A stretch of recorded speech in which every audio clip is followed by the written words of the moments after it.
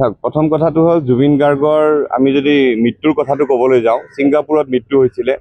গোটেই কথাটো যে কোনে নিছিলে, মিনিষ্ট্ৰি অফ এক্সটাৰ্নেল এফেয়াৰ্ছ, তাৰপিছত কোনে লৈ গৈছিলে ইয়াতছৰ মানুহখিনি, সেইখিনিক লৈ এটা তদন্ত প্ৰক্ৰিয়া হ'ব লাগিছিল। কিন্তু হঠাৎ এদিন মুখ্যমন্ত্ৰী ডাঙৰীয়া লাইভত কৈ দিলে যে জুবিনক হত্যা কৰা হৈছে, এজনে হত্যা কৰিছে আৰু 4জনে সহযোগ কৰিছে। ঠিক তাৰ পিছতে আমি এই PIL-টো কৰিলোঁ। অভিজিত শৰ্মা, পলাশ ৰঞ্জন বৰুৱা, আমি দুজনে মিলি কৰিলোঁ 46/2025। আজি তাৰ শুনানি আছিল। 2,000 পৃষ্ঠাৰ এখন চাৰ্জশ্বিট। এই চাৰ্জশ্বিটখন এতিয়ালৈ কাকো দিয়া নাই, কোনোৱে পোৱা নাই। আমি দুচৰীয়া পক্ষ আমি পাইছোঁ আৰু আমাৰ উকিলে এতিয়া পঢ়িব। তো আজি কোৰ্টক এইটোৱে ক'লে যে যিহেতু চাৰ্জশ্বিটখন এতিয়াহে পাইছোঁ, আমাক পঢ়িবলৈ সময় লাগে। তো এপ্ৰিলৰ বিহুৰ আগত ইয়াৰ পৰৱৰ্তী শুনানি আৰম্ভ হ'ব। নেক্সট ডেট এপ্ৰিলত দিব, বিহুৰ আগত। বিহুৰ আগত আগতে আমি চাৰ্জশ্বিটখন পঢ়ি ল'ব লাগিল। 2,500 পৃষ্ঠাৰ এখন চাৰ্জশ্বিট আৰু আমাক দিছে 2,000 পৃষ্ঠা আমাক দিছে। সেই 2,000 পৃষ্ঠা পঢ়োঁতেতো 20 দিন লাগিব। আৰু CBI তদন্তৰ দাবী আমাৰ দাবী আছিল CBI তদন্ত কৰিব লাগে। মিনিষ্ট্ৰি অফ এক্সটাৰ্নেল এফেয়াৰ্ছ, যাক কোনোৱে তদন্তৰ আওতালৈ অনা নাই, তেওঁলোকক তদন্তৰ আওতালৈ আনিব লাগে। শ্যামকানু মহন্তৰ যিকেইটা কোম্পানী, যি কোম্পানী গোটেই বিষয়াবিলাকক তদন্তৰ আওতালৈ আনিব লাগে। ছিংগাপুৰত থকা অসম এছ'চিয়েশ্যনৰ প্ৰত্যেকজন মানুহ, যিকেইজন ইয়াতছত আছিলে, তেওঁলোকক তদন্তৰ আওতালৈ আনিব লাগে। কাৰণ চাওক, SIT-য়ে ছিংগাপুৰৰ মানুহখিনিক মাতিছিলে আৰু আপুনি আচৰিত হ'ব, ছিংগাপুৰৰ মানুহ যিখিনি তদন্তলৈ আহিছিলে তেওঁলোকে ৰিটাৰ্ণ টিকেট বনাই লৈ আহিছে আৰু হাঁহি হাঁহি ওলাই গৈছে। তেওঁলোকে জানে যে আমাৰ একো নহয়, এই SIT-য়ে তেওঁলোকক হাত দিব নোৱাৰে, একো নকৰে। এটা ডাঙৰ ডাঙৰ মানুহ আছে, অভিমন্যু তালুকদাৰৰ নিচিনা ডাঙৰ বিকশত আছে, যাৰ উঠা বহা দিছপুৰৰ লগত কৰে।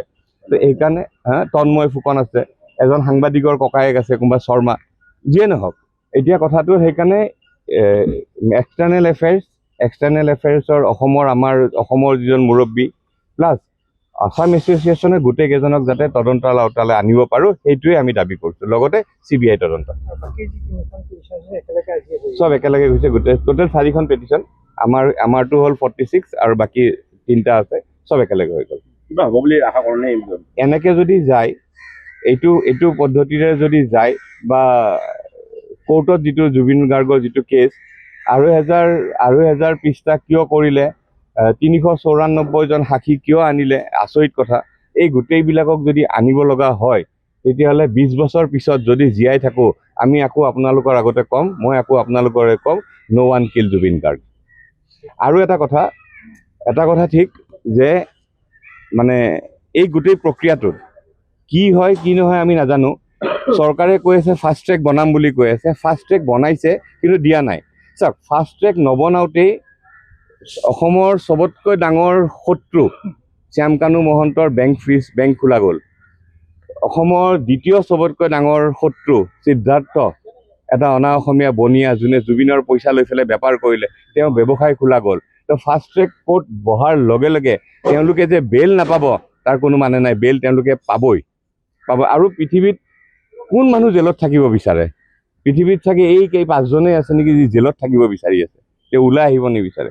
আমি ইমান বছৰে শুনিলোঁ বেইল খাৰি যোৱা, এওঁলোকে আকৌ বেইল উঠাই লয়। তো এইবিলাক অংক আছে, ডাঙৰ অংক।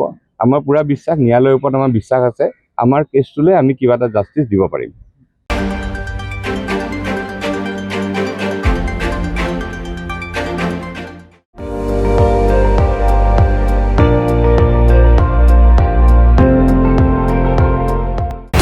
আপুনি চাই আছে ND24, সৰ্বশ্ৰেষ্ঠ নহয়, সৰ্বোত্তমৰ দৌৰ।